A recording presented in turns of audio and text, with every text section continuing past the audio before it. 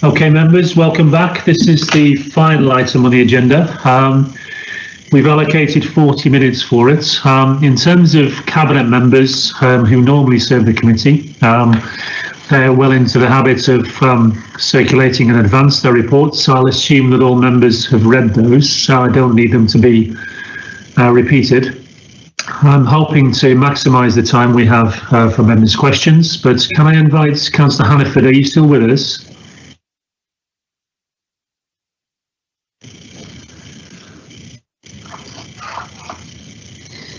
Does anybody know if Councillor Hannaford is on the line?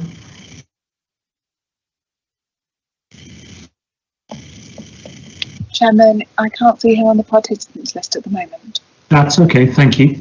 Well, if she comes back in, she can give us a very quick overview of her piece on travellers.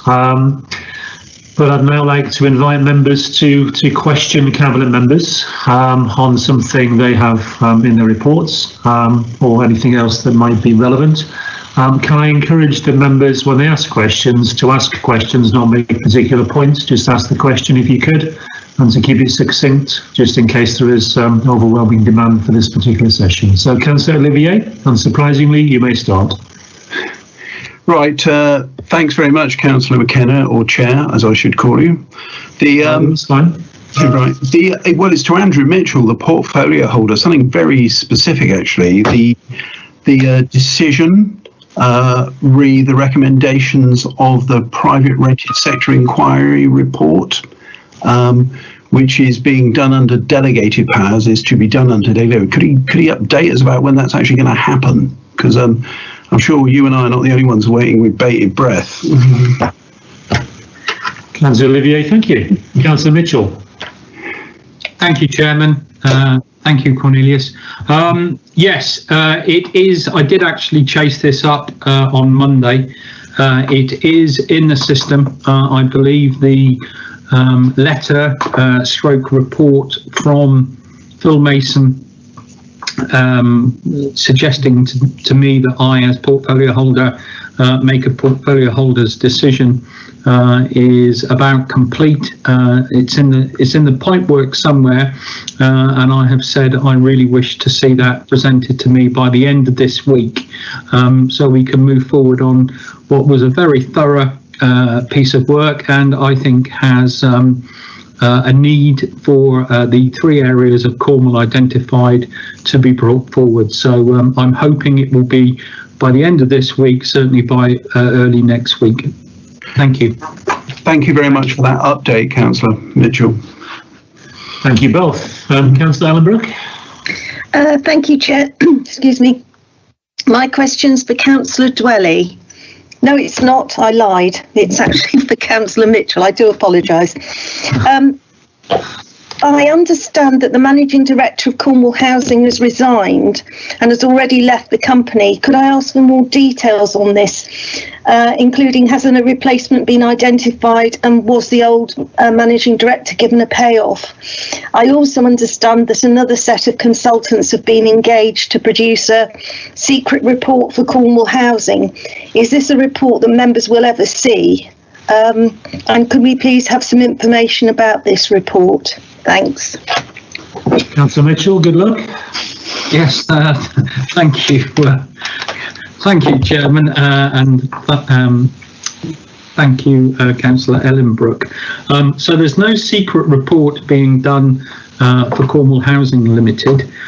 What has been instigated was a investigation into operations at Cornwall Housing by the group company Corsa. We have seen sight of that report and its suggested outcomes. I presume it will be brought forward by Corserve. There are a number of recommendations. We're obviously all trying to work together to make sure we do offer the best possible service to our residents in our 10,500 homes that the council does own. That will, I certainly have no problem with it becoming public, but it's not the council's report and certainly not mine to be able to do that. So I think that question needs to be directed to probably Kath Robinson at CoreServe. I'm not going to enter into any details about what's happened with the chief executive. Again, that's probably a question to be asked of CoreServe. He has resigned. You're absolutely correct. An interim was put in place the very next day. My understanding is he seems. I've met the gentleman once. Seems very capable. Huge work history and experience of the housing sector. So I look forward to working with him over the next few months as we move forward and up to the elections. And again, the details of any payoff, I'm not going to make public, but I do understand there wasn't one. Thank you.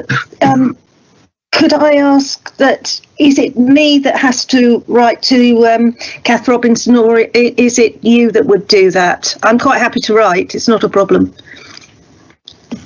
I would say it's entirely down to you, Barbara. If you wish me as the portfolio holder to say I've been asked the question, I'm more than willing to do that, or you can do it direct.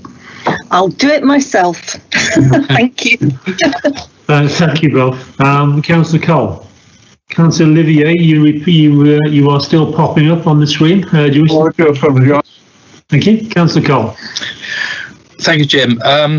You might remember that at the last meeting we had a short report on gypsies and travellers, and I raised concerns that it was from the housing side and that they hadn't included anything about the upcoming review, which kicked off, which officers said would definitely happen 9 months ago, in terms of planning policy, the target in the local plan, and issues raised from the China Clay area.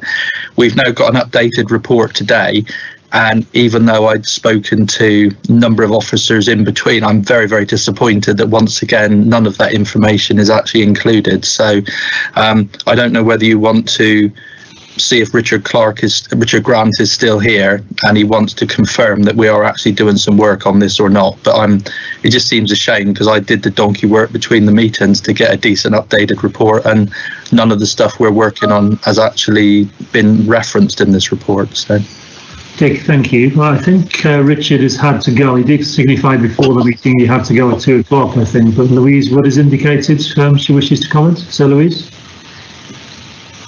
Yeah.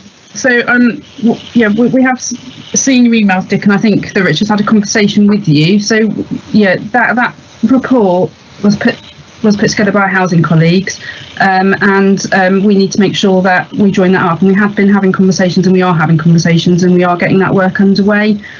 So I apologise that didn't happen in terms of the join up in producing that report. And that, I agree, that is disappointing, but we are doing work. We are linking up with Richard's put in place some further actions to ensure that colleagues are working together, and we will get that underway next time. So if you could take my assurance that that's happening, I would be grateful. Thank you, Louise. Thank you. Louise, thank you. Dick, thank you. At the moment, I have no more members indicating they wish to question cabinet members. I'll leave it. Do I? Yeah, I've just put 207, 7 minutes. So you have, yes, so you have. My apologies. And council member wishes to come back. Yeah, there you are. You see, getting excited now. Well, I was thinking we're coming close to closing the meeting. Clearly, I was premature, councillor. Well, this will only take about an hour, so that'll be okay. Well, the good news is you have 2 minutes, and Mike Thomas is joining us. So I was very happy to hear Louise's response to my question with regard to the 5-year land supply, and I wanted to really pursue that with Tim Dwelly, if I may. because it seems to me that we are dealing in a situation when it comes to agricultural land where, one, the land classifications we're supposed to deal with actually have got very little to do with the productive capability of the land. The criteria that were applied in the 1980s were much more utilitarian than that. Secondly, it's clear that from many planning applications and many challenges that I've attempted to mount, that actually we don't set much store by the land classifications except when it suits us. And thirdly, that actually the challenge in terms of climate change is to to understand the productive capability of our land and to optimize it so that we can make the best contribution that we are able to do in terms of what we can do on our land and food production and so on, and to do that as a contribution to the overall national and international project of managing climate change. In that regard, is there value in exploring the potential for codifying a series of criteria which are focused on agricultural productive capability and so on, and then reclassifying our land and actually taking the initiative in doing this as part of both our climate change approaches to climate change and our approach to the reformation or the next iteration of the local plan. So that's my question. I would just say that if you look at agricultural productivity, it is interesting to note that there is probably more productivity more yield per acre coming off 3B land in Cornwall than there is off 1 and 2. Just a thought. So that's my question, Chairman. Councillor Biscoe, thank you. Councillor Dwelly. Yes, well, thank you, Councillor Biscoe. I know you've had a long-standing interest in this, and I think we're all starting to hear, aren't we, the beginnings of discussions for the next local plan. Clearly, with an election coming up, and with no work officially on this particular subject, there's not much I can tell you in terms of the here and now, but I know we will come back to this. I would just make a couple of observations. The first one is that how we use land, I'm sure, will have to be considered in other ways as well in terms of climate emergency, such as its ability to generate energy for us. It's fairly obvious. Ways in which we might be able to combine agriculture and renewables at the same time. Sure, many of us have seen places with solar with sheep, for example, nearby or in the same field. And also, if I'm honest with you, Bert, my concern right this minute is the ability of the agriculture sector to continue to exist in some cases and certainly to thrive given the changes coming down the track post-Brexit. So I think we don't only have a planning issue in terms of growing things, we have an issue of whether or not there are people who can make a living through doing it, and I think those two are interlinked. So I'm sorry if that's not a sort of perfect answer, other than to say I agree with you, we need to look at that, and let's see who's here after May, and we'll go from there. So my question was, Tim, would you initiate a discussion with Louise about how we might set about doing that? Well, I think the simple answer is not really, Bert, because I'm happy to talk to Louise about this, but there's little anyone can do right now. And I think the terms of I think what you're talking about is an important issue for the next local plan deliberations, and certainly if we were post-election and we were having this discussion, it would feel very different. But I don't think anything meaningful can be done in a few weeks before PERDA. But yes, I'll talk to Louise about it, but please don't over-rely on what can be done at the end of this administration on that. It's one for the next administration, I think. I was always taught, Chairman, that when I was doing a day's work, the last hour of the day should be about setting up what happens tomorrow. Well, it might be I have other priorities like COVID grants and similar, but yes, fair enough. Okay. Thank you both. Barbara, I'll come back to you, assuming this time when other members have had a chance to have a say. So Mike Thomas and then Stephen Rushworth. Thank you very much, Chair. Thank you very much for the way you've chaired this meeting as well. You have my absolute admiration. I suspect, but there you go. Well, I was going to say that, but I didn't think appropriate. Is it appropriate to ask questions on the 40 pages that are here for questions to the Cabinet member? There seems to be a very large body of material here to ask questions about. Is it perfectly okay to ask a question about Yeah, any of course. I think you'll find that most of that belongs to Councillor Dwelly, who's never shy of sort of identifying activity and action, but feel free to involve the others as well. Thank you ever so much. The first one is one I have already asked him, but I just wonder whether he now has an answer, and that is, when can there be a press release, or when will there be a press release about the successful bids for the revitalising the High Street money? So you've heard that question before, I think, Councillor Dwelly. My second question is, the various grants that you've been involved with businesses sometimes have ended up with businesses being reclassified. Does that mean that they're entitled to go back and ask for a rebate because of their classification was wrong, or possibly could they be billed in a different direction? And thirdly, my last question is a transport question. Is it okay for a transport question as well?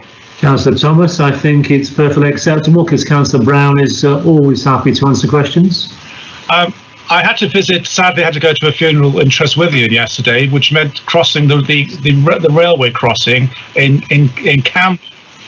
Now, past trips, I've never noticed the crossing happen at all. It would just occasionally, but it seems now with the much better train timetable, that crossing is going to get really, really busy. And I noticed that there is a planned improvements for 7 of our crossings.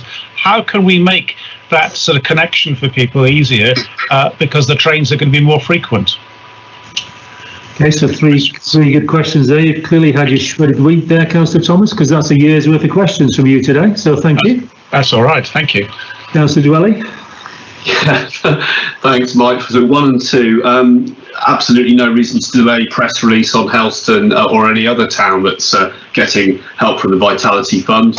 I will get on to the relevant press officer and inquire, but I don't think you should be worrying. It's just a case of knowing when, isn't it? So I'll ask you to be given a direct reply on that, and I'd like to know as well, but as far as I'm concerned, it's all in the pipeline, so it should be imminent. On the second question, no problem. But on the second question, this is fiendishly complex. There have been a lot of people in grant applications who have been querying their status in terms of whether they're on business rates or not, or what their rateable value is, etc. But I'm sorry to say that the broad answer to this question is that where it's to do with business rates related grants, retrospective grant payments are not allowed by government. No, that's not my question. Okay, go on. Sorry, can you clarify, please? So if somebody has moved into an area where it was wrongly classed, and then they were classed as retail, which would be less than the previous classification, does that mean that they're entitled to go back and ask for a reassessment and have money back to them? Nothing to do with COVID. This is an unintended consequence of the COVID. Sorry. So there's 2 things. There's grants. You're not asking about grants, is that right? Right. Yes. Sorry. Where there is a reassessment and a mistake was made in any sense, and this is Valuation Office, by the way, this is not Cornwall Council's responsibility, then my understanding is, yes, those things can be taken into account. But there are, you're very welcome to send a detailed question to me if you want a specific answer to a specific question. And I have to say, I would pay tribute, even though they're not an economic growth team, the people dealing with all this have been extremely helpful to all manner of businesses. And where it's a 50-50, I'm always going to err on the side of, please, can we get help to people at this time? Where we can. It's only when we absolutely can't, because of the government's laws and rules, that we don't. Okay. And the railway crossings? Councillor Brown? Councillor Jeff Brown? No problem. Unfortunately, that crossing is a victim of our success in doubling the number of services on the main line. It's something that we are aware of, and whilst we can't, it's not an easy situation to resolve. There may be an opportunity not to reduce the number of crossings, but to reduce the time that the gates are closed, and that's down to Network Rail with improvements to signalling and monitoring. So that is with Network Rail at the moment, but I'll ask for an update on that and get it to you as soon as I can. and of course to members in Camborne, because I'm sure they get this gets mentioned quite frequently to them. I'll circulate it to all members, no problem. Thank you very much. Thank you. Councillor Brown, thank you. Councillor Thomas for your excellent questions. Councillor Rushworth. Thank you, Jim. Before I ask my question, I'd just like to comment on Councillor Biscoe's regarding climate change. I think he's right, and I don't think he was taken seriously enough by the portfolio holder, who criticised him and tried to make it political about Brexit, when it's very evident that climate change is going to drastically increase the cost of food, and it's already happening. And I think farmers in Cornwall and Devon and the southwest of England are going to benefit greatly from that and make their farms more profitable because of the temperate, as Councillor Biscoe said, the temperate climate that we have here. So going on to my question, in light of the award of the Freeport to Plymouth and how well it's been received by everybody in business in that area and in the southeast of Cornwall, does he think now, on reflection, that he was looking at the negative sides of the Freeport and not the positive sides, and that perhaps he should have been more adverse as to promoting a bid from Cornwall, because, as it's said by one of the senior ex-officers of one of our companies, on a business social media site, not on a social media site, that this is a missed opportunity for Cornwall. Councillor Torelli, well, I have to say, I thought you were sort of, in terms of your response to Councillor Biscoe, I did think you were sort of indicating it would be better to deal with post-election, but there we go. So, but by all means, respond to Councillor Rushworth as you see fit. Yeah, okay. Well, I hope I didn't give that impression to Bert. I think it is an important issue, but I know it's a time for party politics for some councillors, Stephen, so I'll let you off on that one. On the Freeport, and I do need to stress a few things here, it was very important for us to assess how much demand there was from the businesses and from the sector, and actually the Harbour in Falmouth and others didn't come knocking hard on the door at Cornwall Council, and in the end it was the LEP that dropped the proposal to bid for it. We had asked them how much money it would have cost Cornwall Council to make this possible were we to go for it, how much match funding would have been required, how much taxpayers' money, Stephen, might have had to go into this from Cornwall itself were we to have got the status, and there was no answer, I'm afraid, to that. We never got to the bottom of that. So I think it ran out of steam because there wasn't actually a lot of demand, apart from perhaps from you. And in terms of what's actually happened nationally, you will see that the ports that have gone for it and got it are significant scale ports. They're not hybrids of airports and similar places. And there were all sorts of technical issues with Freeports, which included the kilometres of the geography for an area for Freeport, which wouldn't have allowed our key places to necessarily combine up. So in the end, I think the reason we probably didn't get one, and wouldn't have done had we applied, in my opinion, is we just didn't have the scale of ports that some other parts of the country have. So that was really what it was about. And in terms of Miles Carden's comments, well, I know he wasn't in charge of the harbour in Falmouth at the time, but actually they didn't come begging for this to happen and putting forward their own resources. Thank you. Can I just come back? Yes, Stephen, please, certainly. Yeah, my comments was really that the Newquay Airport should have been the main site for it. It's big enough. Falmouth is very limited, but there would be synergy between the two. And Hale could probably have come into that. You know, we have ambitions to be innovators in renewable energy. And if you want to attract these people, you know, you were very keen to try and get a lithium battery factory here. How much easier would that have been if they could have worked within the regulations of the Freeport? And just to let you know that Manchester Airport as a free zone and had it way before this process got forward, and that's in biotech industries, and that's what we should be doing. Not a place where just let me finish. I'll listen to you. Just not a place where lots of goods come in and then they're dished out and need lots of transport. This is a place where innovation could take place and giving them the benefit to do it. If we're going to attract businesses to Cornwall, we have to give something more because of our location than anywhere else in the county. And I think you've missed a golden opportunity. Thank you. Stephen, thank you. Jeff, you want to come in on this? It was, yes, please, Chairman. It was just to say that my understanding is that the free port gives businesses the similar opportunities to the aero hub that we've got. So I think in many ways, we would be duplicating the offer. So there is already that offer at the airport. Any plans for Cornwall would have required much more than just the airport.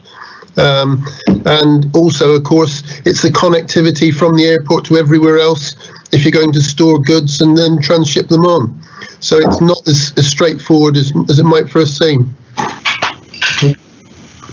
Jeff, thank you. I'll go back now to Barbara Allenbrook, if you want. Thank you very much, Chair. And my problem is I don't know who to ask this question of, so I'm just going to ask it, and hopefully somebody will have an answer. About a week or so ago, I saw something which said that there was some government money coming to fund changing places toilets, and that, if I find the thing, I'll actually, district and unitary authorities will receive full details of how they can access this funding soon. I am well aware, and I'm sorry to be parochial, but I don't expect I'm alone in this, that my local town council or Redruth Town Council are very keen not only to refurbish the public toilets that we now own, but also to put a changing places facility in. But it does cost a huge amount of money. So my question is, can anybody tell me A, whether this money has landed yet, and B, and probably more importantly, how can councils like mine put a bid in for funding? So I'm sorry, I don't know who this question is for. Okay, I'm not sure I do either, Barbara. So we'll see if we get any bites from any of the cabinet members, and Councillor Dwelly has appeared on my screen, so he could be the man for toilets. To absolutely say it's not me, Barbara, but my understanding is, and I'm sure this can be something you can write to Rob Nolan about. He is Mr. Toilet, and you're right to identify the cost of this. And certainly, my involvement in this was during the SIL grant funding process, when it was decided that one particular application was really just that, a new smart toilet rather than a piece of green infrastructure. But I think it's that probably we're in the wrong committee for this one, I'm afraid. Yeah, as I say, thank you. I honestly didn't know who to ask, and I thought, well, somebody brighter than me will know, but Rob Nolan is absolutely fine. I'll get him. Ask Rob. Barbara, thank you. And I'll tell Rob that you told me to ask him. Yes. Hang on, Jeff Brown is now making a bid to provide an answer, I suspect. So go on, Jeff. No, I was just going to confirm what Tim said, but mine was a completely separate point, Jim, if I may. And that is, I believe this is going to be the last Economic Growth and Overview Scrutiny Committee before the elections. And it's been an absolute privilege to work both with yourself and Bert previously and the committee. And I've really enjoyed the last 4 years working with you all. Thank you. Jeff, thank you. Barring disaster, it will be the last committee prior to the election, but one never knows what next month may turn up. But thank you. I was going to say thank you to people just before the end. Louise has helpfully put in some guidance about toilets. I used to think it was district councils that are obsessed with toilets, but clearly not. But Barbara, hopefully that's helpful to you as well. It's in the chat box. Yes, sorry, I was looking at that and I lost the other screen. Yes, thank you. I did see that, but as I say, there seems to be some specific grant money coming, and that's what I want to tap into. Fine. I suspect it's limited, so I want Redruth's fair share, or more than, actually. Completely understand. I'm sure everybody will be in the same position, and everybody is now scrambling to get Rob Nolan's details.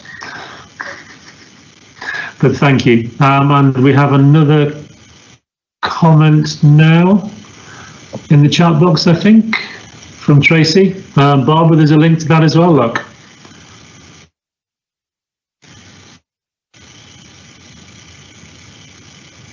You know, I hate this tech.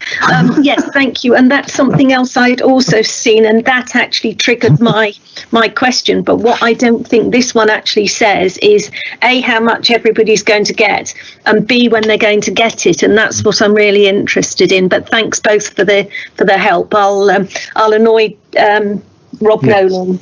And then C, could Redruth be first in the queue, presumably? Yeah. Excellent. Okay, thank you.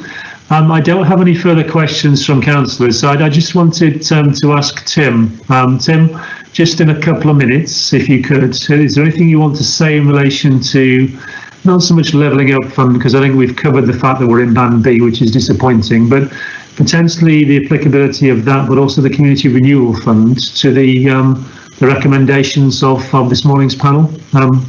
Yeah, I will. Just before I do, I just also want to say thank you to you, Jim, and to everyone else on the committee. And I think for me, the highlights over this period has particularly been the inquiries, various, because a lot of really good work's come out of that, and that we should all be. And I was, part of the committee, and I think we've all done a good job there.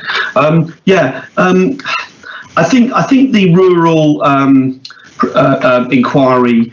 It definitely can benefit from some of these funds, but I think the key thing about the funds as we see it now is that year one, from April, the amount from the Communities Fund is going to be very, very small for Cornwall. It will be a Cornwall share of 220 million.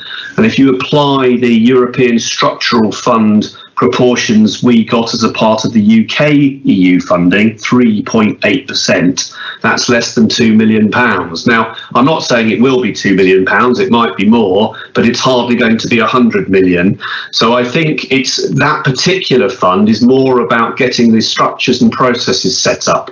So I think for me, very unfortunately, we're going to have a year of some dropping off of investment, certainly not levelling up, in the meaning I think most of us apply to it in the next financial year. Tim, could I just ask, what was the total figure for the community fund? 220 million for 1 year nationally, UK.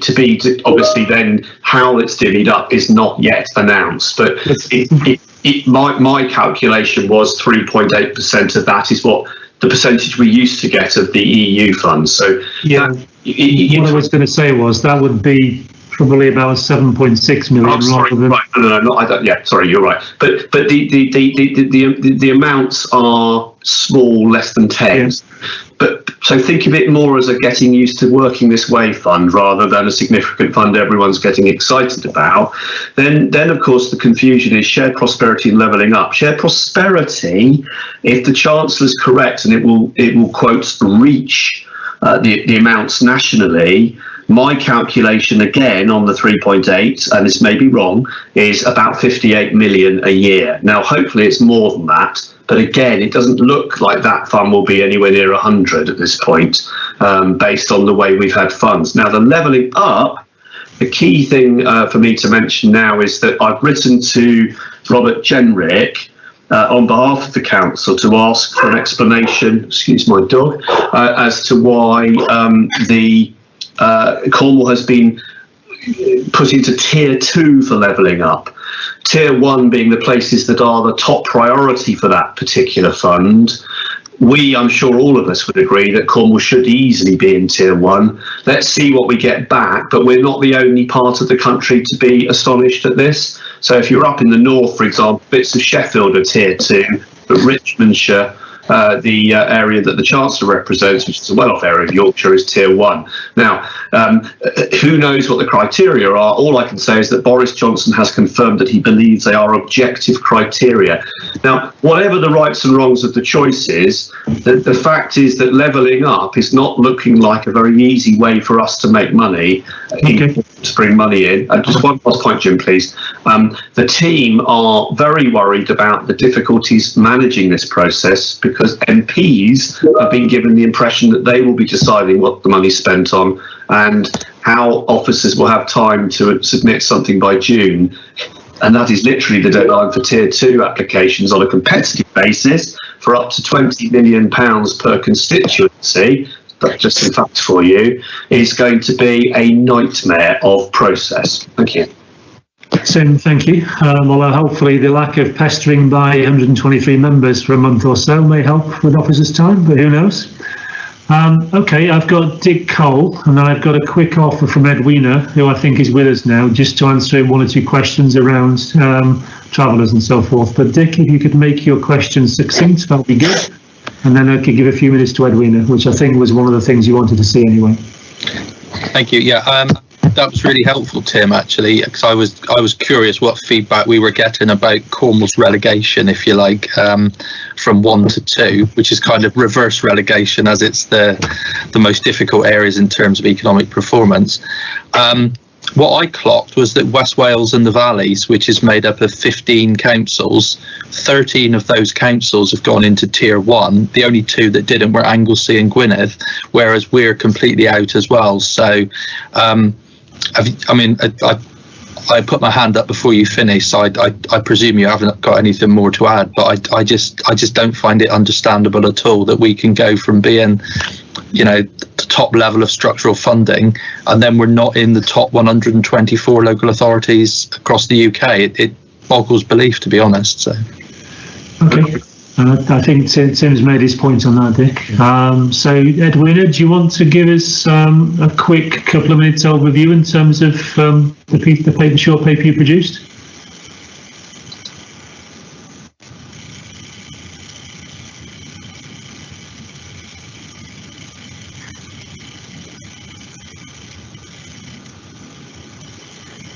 Edwina, can you hear me? There we go. My apologies, Excellent. Chairman. I sat in with you all morning and listened to your debate, and then lost track of time when I got called away. So my sincere apologies. I'm very happy to answer any questions. So I think the paper is self-explanatory. It's always been a bit of a I've always been really concerned that Gypsy and Travellers strategy has been divided up between several portfolios. So obviously Councillor Mitchell was interested in the homes and the 4 sites that we provide across Cornwall. But I was interested in their welfare and sort of general issues around Gypsy and Traveller, Gypsy and Travellers. So the most significant issue, I think, is around Wheel Dual, which for years has been, it's not a very particularly well designed site. So over the last 18 months with Councillor Mitchell as well, we've been going through a process to look at best practice elsewhere to see how we could improve that site. So we've come up with a set of plans.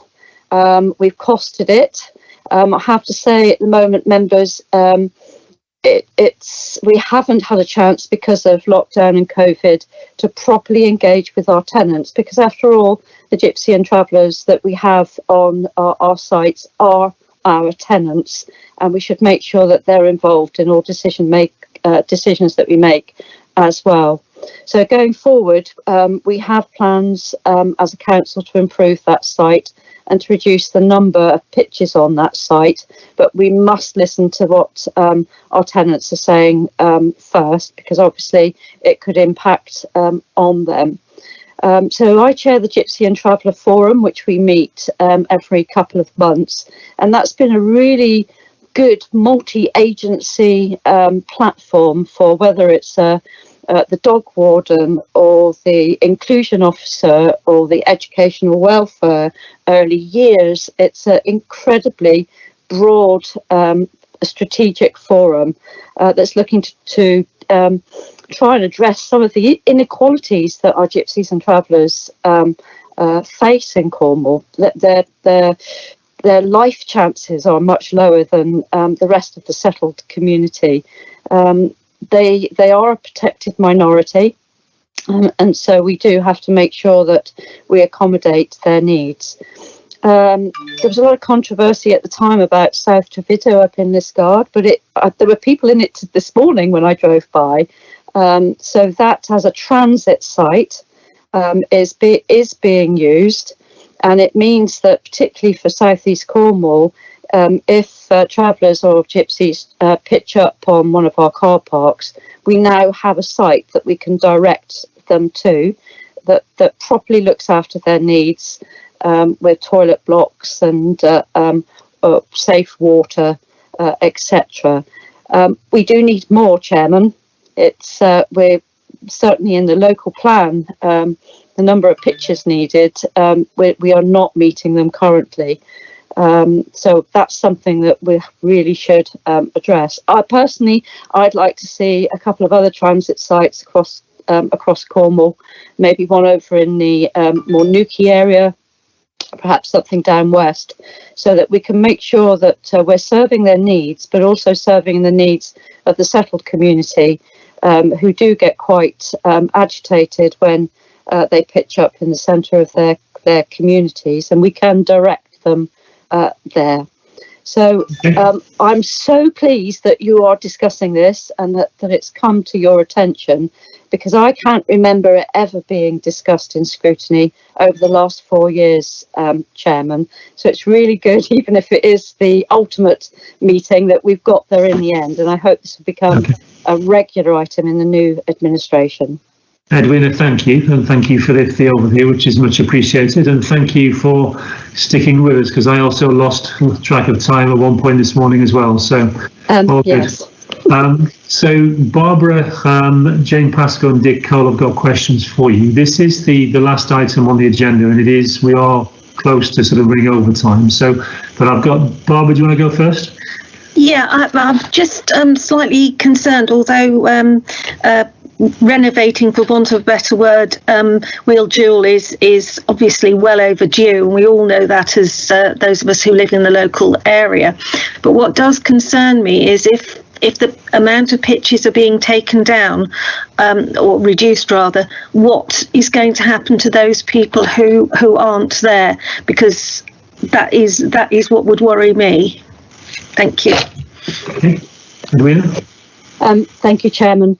Yes, and that's why we really do need to have extensive. We're going to look at other sites, other smaller sites, but that's not been identified as yet. But I can't stress to you enough, Barbara and others, Councillor Ellenbrook, that we really need to not frighten tenants. That, some of them have been there for 15, 20 years, and we need to make sure that they're fully engaged in what the ultimate solution is. We identified there's a problem, but we need to work with our tenants to make sure we solve that problem. Could I then make an appeal, Edwina, because although it's not in my electoral division, obviously I'm in Redruth, but what happens on that site does have an impact certainly on the town of Redruth and possibly of Camborne as well, I don't know. And that if these sorts of discussions are going to go ahead, that in the next administration, that we do ensure that local members are engaged in the discussions, because that has been a big problem for us. Thank you. Chairman, I completely agree with that. And at the last forum, 3 of the parish councils, including St Day, were present, and they have been coming more regularly now. I'm not saying it's been perfect, and certainly Councillor Kasmarek, whose division that it sits in, he's been attending certainly in the last year, but completely agree, should be no surprises. It should be a partnership between our tenants on the sites and also the settled community as well, under the spirit of no surprises, definitely. Edwina, thank you. Barbara, thank you for your questions. Edwina, can I just check after the meeting, you're happy to be contacted by members if they have any queries?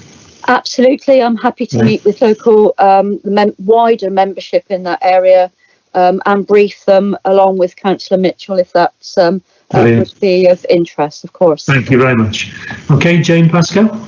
Yes, thank you. Good afternoon, Edwina. I wanted to ask Councillor Hannaford, mainly because I get asked probing questions in this area many times about the site at South Trevidio. Now, we know it cost a lot of money. I think, was it in the region of 1.75 million? And it's very underused. Now, not counting the last 12 months, because that's quite understandable. Can you give us figures of how many units have actually pulled in there since it's been built?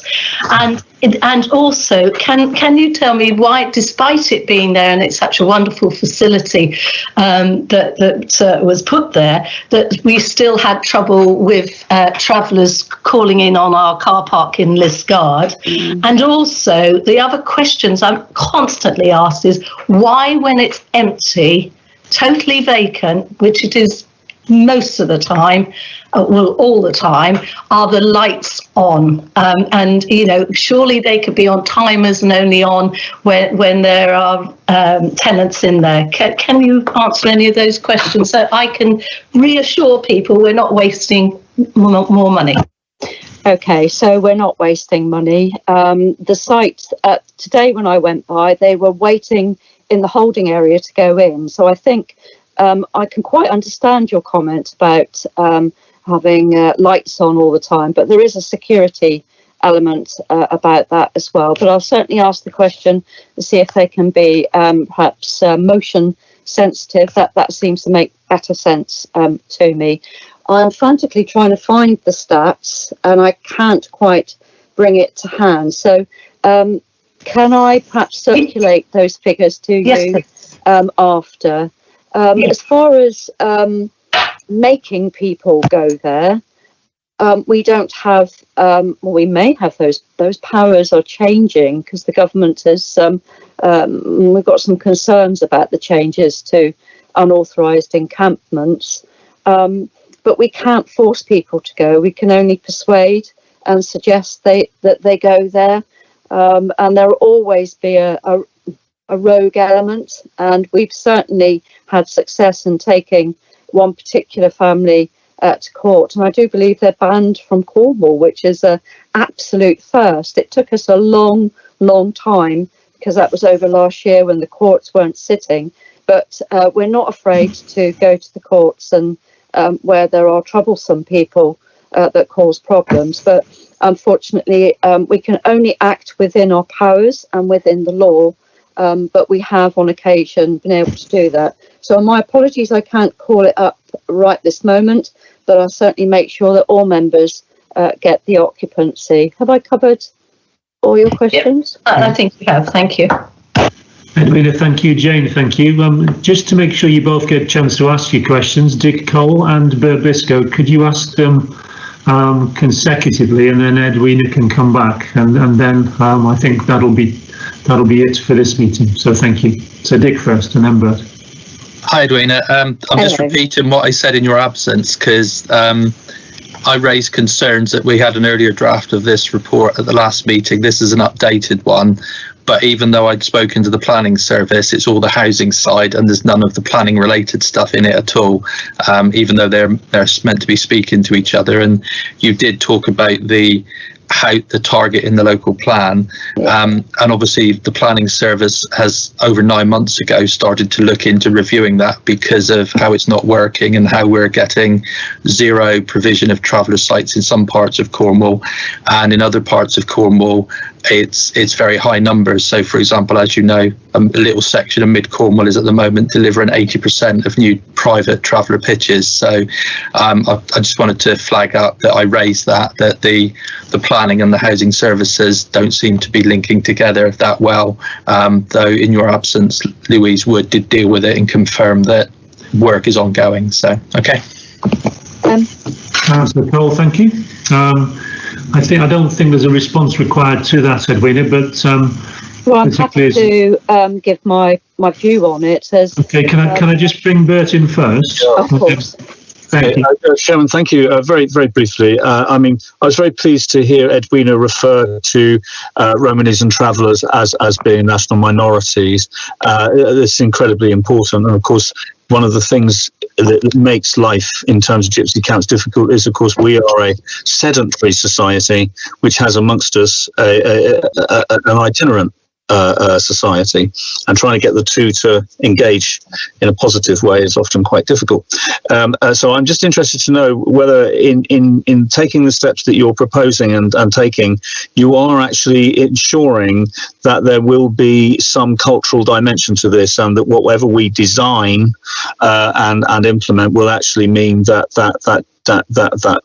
travelling people will be able to practice their culture and will be able to share their culture in a positive and meaningful way. Thank you. Thank you. Thank you, Councillor Biscoe. I completely agree with you. And the organisation that are really helping to bridge that gap is Traveller Space. They're part of the forum. For me, they're absolutely essential in making sure that the voices of traveller culture are heard and heard strongly. And we always include Traveller Space, not just in our local plan deliberations. And there was a challenge to our local plan from Traveller Space back in 2016, and we did revisit it then because of that. I think we've learnt the lesson then that Traveller Space are a trusted organisation. They have at their heart the welfare of travellers, and I think we recognise as an organisation that they can really bring something to our deliberations. So I can absolutely assure you, I will make sure that the cultural aspects and their protected status are definitely part of any future provision. That's really important to me. Thank you very much. Edwina, thank you. Bert, thank you for the question. Members, I think that brings us, members and officers, I think that brings us to a natural conclusion. Particular thanks, Edwina, for staying with us and making the time, because that has been illuminating and I suspect helpful to you to be able to get the message across as much to members to ask their specific questions. So thank you. Can I thank everybody, Cabinet members, those who've been here for 4 years, those who've been here for part of that time, for your participation and support throughout the time I've chaired this particular committee. Can I thank officers, particularly Lynn and Leanne as well, and all the officers who've supported the committee throughout the period, including when Bert was chair and I was a member. And can I thank the members of the committee for your support, forbearance, enthusiasm, commitment, and a variety of other things. It's been fascinating, it's been challenging, but above all, it's been rewarding. And so we have the occasional blip, such as this morning, but I think overall the committee can be proud of everything it's done. So all I would want to say is good luck to everybody who's standing in the election in May. Very best of wishes to everybody from whichever party you are, or indeed if you're an independent, you're not. And hopefully, if I should be fortunate enough to get re-elected, I'll see most of you back in May. But if not, it's been a privilege working with you, and thank you very much. Thank you. Thank you, and thank you, Jim, for your chairing. Yes. Cheers, everybody. Thanks. Well done, Jim. Thanks. Thanks, Jim. Thank you. Thanks. Bye. Bye. Bye, everyone. Bye.